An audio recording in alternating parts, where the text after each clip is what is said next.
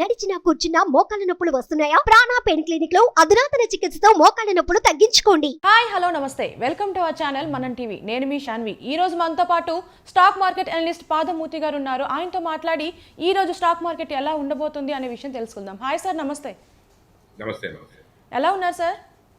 బాగున్నాండి సార్, ఇప్పుడు చూసుకుంటే నిన్న జరగాల్సిన స్టాక్ మార్కెట్ అంటే జనవరి 22 సోమవారం అయోధ్య శ్రీరామ ప్రాణ ప్రతిష్టాపన కారణంగా అది సాటర్డే జరిగింది. అంటే జనవరి 20న ఆ రోజు స్టాక్ మార్కెట్ అనేది కొంతమేర పాజిటివ్ అనేది చూసాము రెస్పాన్స్. మరి ఈ రోజు స్టాక్ మార్కెట్ చూసుకుంటే నిఫ్టీ 50 అనేది 21,661 చూపిస్తుంది. అండ్ అలాగే సెన్సెక్స్ అనేది 71,758 హై ట్రెండ్లో చూపిస్తుంది. మరి ఈరోజు స్టాక్ మార్కెట్ ఎలా ఉండబోతుంది అంటున్నారు? ఏదైతే ఈ రోజున మార్కెట్ ఓపెనింగ్ ఏదైతే పాజిటివ్గా స్టార్ట్ అయిందో, మార్కెట్ ఆ పాజిటివ్ ఎందుకంటే ఆల్రెడీ లాస్ట్ వీక్లో కొంచెం మార్కెట్ కొంచెం కన్సాలిడేషన్తో కరెక్షన్ జరిగింది. ఇది కూడా పాజిటివ్ ఉన్నప్పుడు కూడా పూర్తి స్థాయిలో మార్కెట్ మళ్ళీ ఇక్కడి నుంచి టేక్ ఆఫ్ అవుతుందని అర్థం కాదు. కాకపోతే మార్కెట్ బాగా డౌన్ ట్రెండ్ అయింది కాబట్టి కొంచెం పుల్ బ్యాక్ తీసుకుంటుంది. అంటే ఇది కూడా కొంచెం ఒక సర్టెన్ రేంజ్ వరకే టెక్నికల్ కరెక్షన్ మాత్రమే. కానీ మార్కెట్ మాత్రం మళ్ళా కొంచెం బాటమ్ అవుట్ అయ్యే అవకాశం ఎక్కువగా ఉంది. కానీ ఈ రోజున మాత్రం చూసుకున్నట్టయితే నిఫ్టీ ఒక 100 పాయింట్స్ ప్లస్లో ట్రేడ్ అవుతుంది ఇప్పుడు ప్రజెంట్ అయితే. ఈ రోజున ఫార్మా, ఆటోమొబైల్ అండ్ ఐటీ ఈ 3 సెక్టార్లు కూడా కొంచెం మార్కెట్లో కొంచెం పాజిటివ్గా ముందుకెళ్లే అవకాశం కనిపిస్తుంది.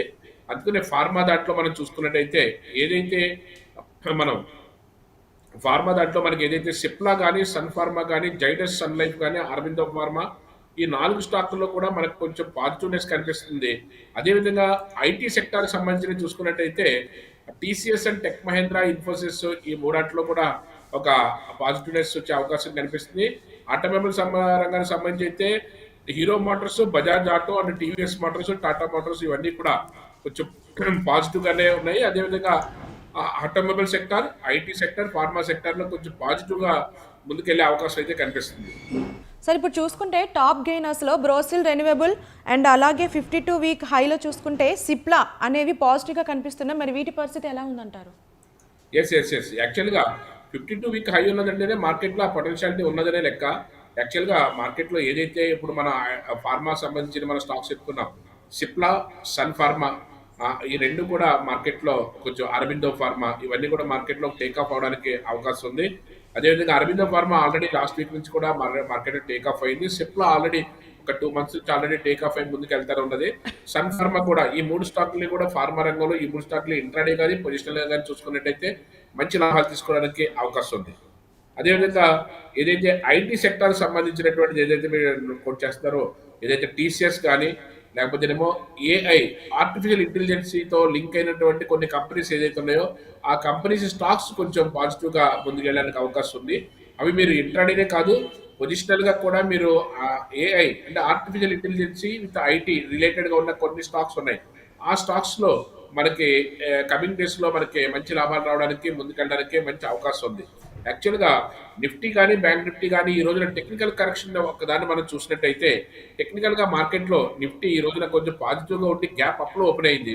గ్యాప్ అప్లో ఓపెన్ అయినప్పుడు కూడా మార్కెట్ ఏదైతే 21,750 దగ్గర నుంచి మార్కెట్ మళ్ళీ అక్కడ గ్రేట్ సపోర్ట్ తీసుకుని మళ్ళీ మార్కెట్ కిందకు వచ్చే అవకాశం ఉంది, డౌన్ ట్రెండ్కి వచ్చే అవకాశం ఉంది.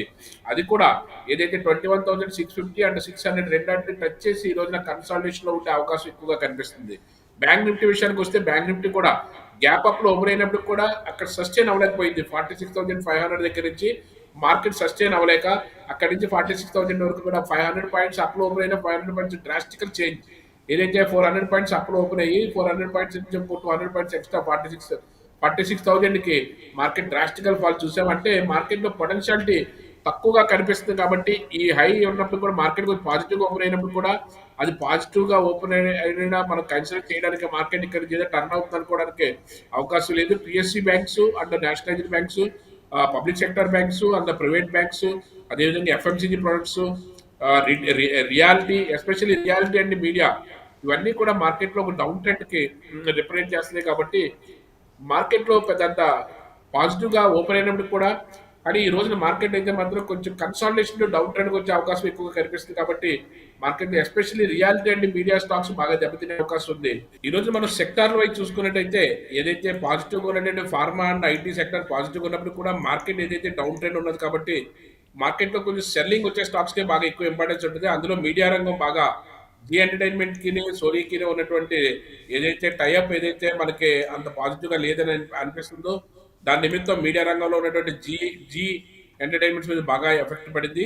అదేవిధంగా బ్యాంకింగ్ అదే రియాలిటీ చూసుకున్నట్టయితే రియాలిటీలో కూడా మనకు అంత పాజిటివ్ గా కనిపించట్లేదు. రియాలిటీ స్టాక్స్ అన్ని కూడా మార్కెట్ లో డౌన్ ట్రెండ్ ఉన్నాయి.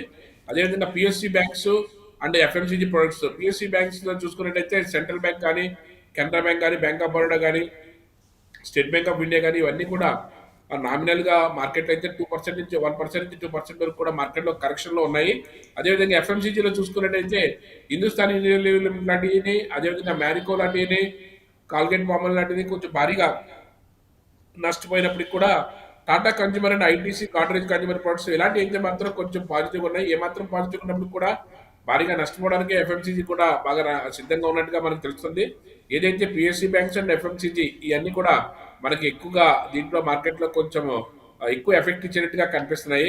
యాక్చువల్ గా మనకి చూసుకున్నట్టయితే నిఫ్టీ బ్యాంక్ నిఫ్టీలో చూసుకున్నట్టయితే మనకి బ్యాంక్ నిఫ్టీ మనకి డ్రాస్టికల్ గా మార్కెట్ లో డౌన్ ట్రెండ్ కి రావడం మనం చూస్తున్నాము.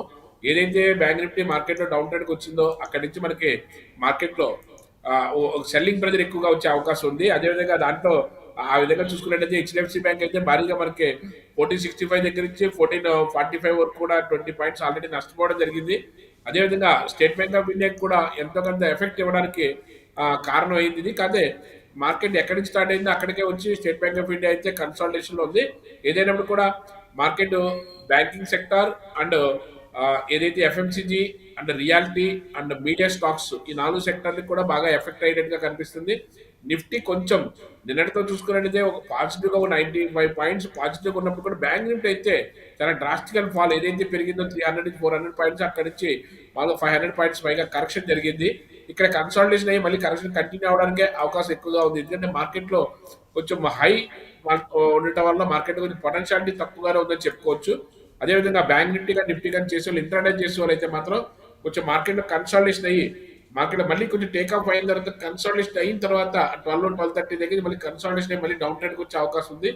అప్పుడు మీరు సెల్ సైడ్ పార్టిసిపేట్ చేస్తే మీకు మంచి ప్రాఫిట్స్ వచ్చే అవకాశం ఉంది. స్టాక్స్ అక్యుములేట్ చేసే వాళ్ళు అయితే మాత్రం state bank of India around 600 దగ్గర నుంచి, అదేవిధంగా హెచ్డిఎఫ్సి బ్యాంక్ అరౌండ్ 1420 దగ్గర నుంచి కూడా ఎక్వైర్ చేయడానికి మంచి స్కోప్ ఉంది. అదేవిధంగా ఫార్మా సెక్టర్ సంబంధించిన స్టాక్స్ కూడా ఏదైతే డ్రాస్టికల్ ఫాల్ అయిన తర్వాత అక్కడి నుంచి మార్కెట్ లో మనం టేక్ ఆఫ్ అవుతున్నట్టు తీసుకుంటే మనకి మంచి లాభాలు వచ్చే అవకాశం అయితే ఉంది. అదేవిధంగా హిందుస్థాన్ యూనిలీవర్ లిమిటెడ్, అదేవిధంగా ITC Tata consumer products already positive గా ఉన్నాయి. ఏదైతే డౌన్ ట్రెండ్ లో ఉన్నటువంటి హిందుస్థాన్ లాంటి స్టాక్స్ ని మార్కెట్ లో కొంచెం బాటమ్ అవుట్ అయిన తర్వాత టేక్ ఆఫ్ చేస్తే మనకి మంచి లాభాలు వచ్చే అవకాశం అయితే కనిపిస్తుంది. Okay sir, thank you sir.